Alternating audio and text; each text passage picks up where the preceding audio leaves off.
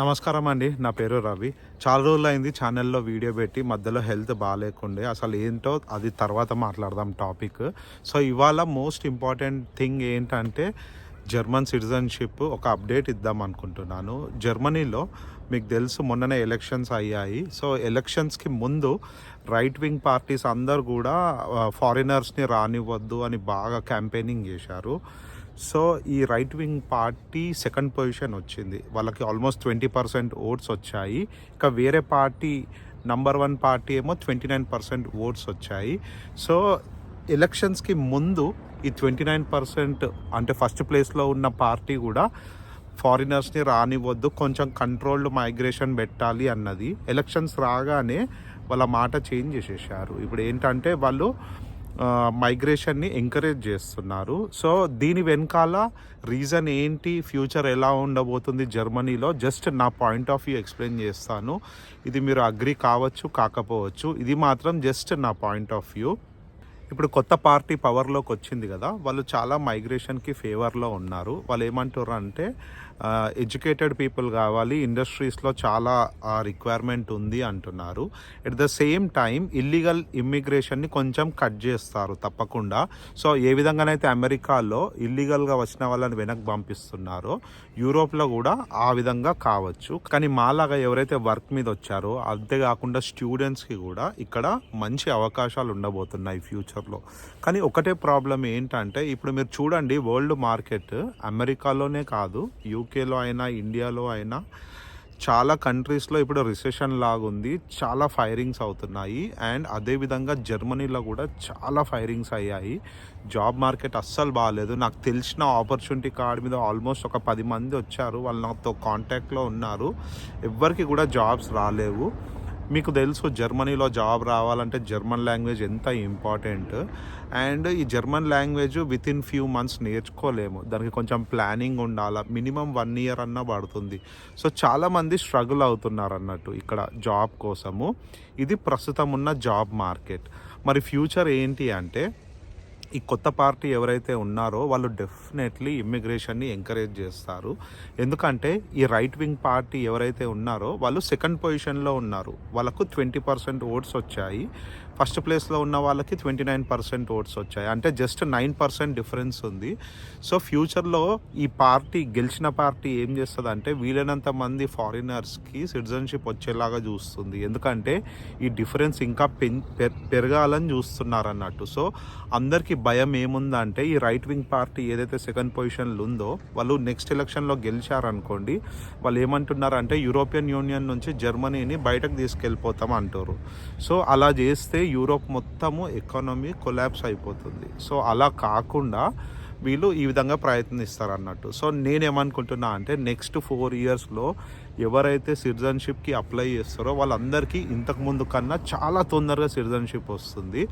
And ఎవరైతే జర్మనీలో చదువుకోవాలని అనుకుంటారో వాళ్ళకు ఒక ఇన్ఫర్మేషన్ ఇస్తాను. జర్మనీలో 5 సంవత్సరాలు మనం పని చేస్తే మనకు సిటిజన్షిప్కి ఎలిజిబుల్ అవుతాం. Minimum B1 exam certificate pass కావాలి జర్మన్.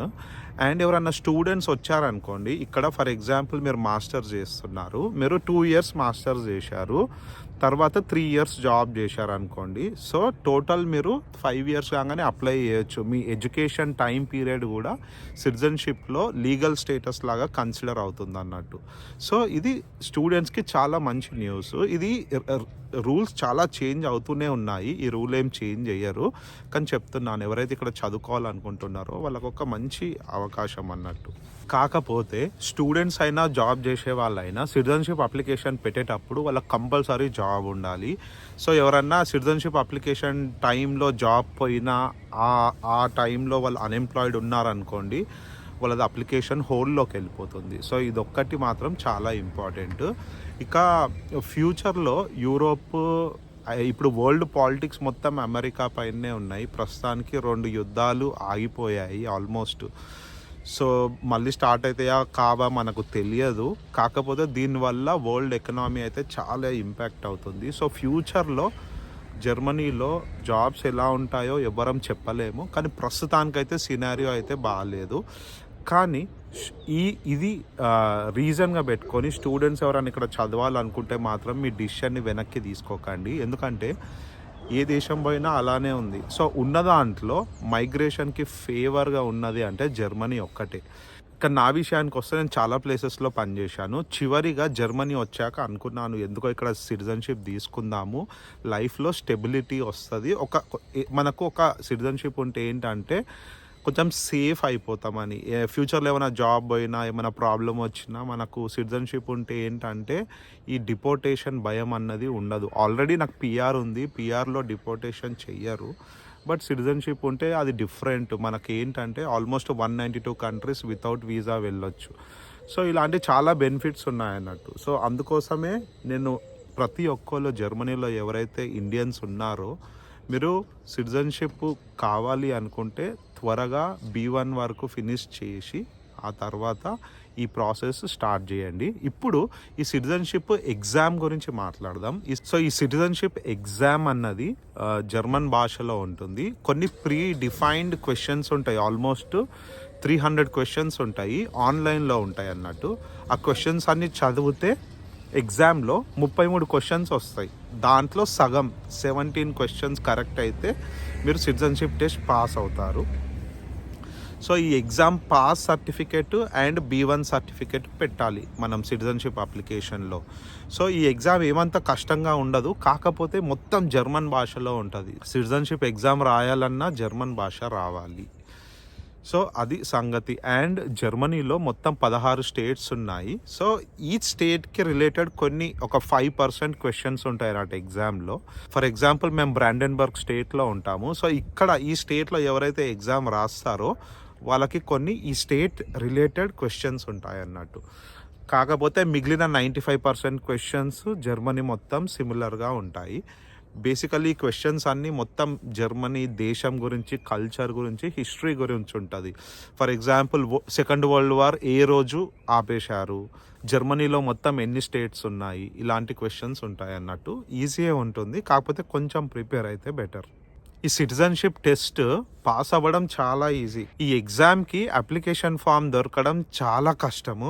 ఇప్పుడు ఏమైపోయిందంటే ఈ పాలిటిక్స్ వల్ల చాలామంది ఇన్సెక్యూర్ ఫీల్ అయ్యి అందరూ సిటిజన్షిప్కి అప్లై చేస్తారు. సో ఏంటంటే ప్రతిసారి ఎగ్జామ్ పెట్టినప్పుడల్లా 20 సీట్స్ ఉంటాయి, అన్ని స్లాట్స్ బుక్ అయిపోతున్నాయి. ఇప్పుడు నేను వీడియో ఎక్కడ చేస్తున్నా అంటే ఒక ఎగ్జామ్ హాల్ బయట నుంచి చేస్తున్నాను.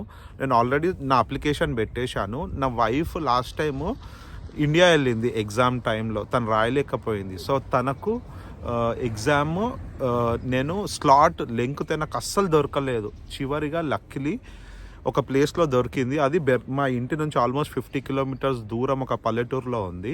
సో ఇప్పుడు ఎగ్జామ్కి తీసుకొచ్చాను, తను హాల్లోకి వెళ్ళింది అన్నట్టు.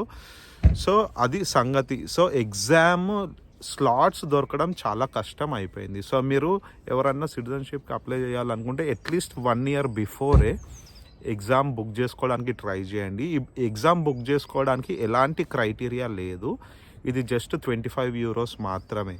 సో వీలైతే అది ఫినిష్ చేసేసేయండి. ఇప్పుడు మా విషయానికి వస్తే మా ఊర్లోనే ఉంది ఎగ్జామ్ సెంటర్, కానీ ఆ స్లాట్ ఓపెన్ అయిన ఫ్యూ మినిట్స్లోనే అయిపోతున్నాయి. అది ఎప్పుడు ఓపెన్ అవుతుంది ఎవరికి తెలియట్లేదు. నేను చూస్తే నెక్స్ట్ 3 months వరకు ఏం కూడా అవైలబుల్ లేదు. సో ఇలాంటి ప్రాబ్లమ్స్ మీరు ఫేస్ చేస్తారు అన్నట్టు. ముందే మీరు మంచిగా ప్లాన్ చేసుకుంటే అన్ని డాక్యుమెంట్స్ రెడీ అయిపోతాయి, మీకు ఈజీ అయిపోతుంది. సో ఫ్యూచర్లో ఇంకా ఏమైనా అప్డేట్స్ ఉంటే నేను నా ఛానల్లో చెప్తాను. Thanks for watching. మీకు ఏమైనా ఉంటే కామెంట్స్లో రాయండి.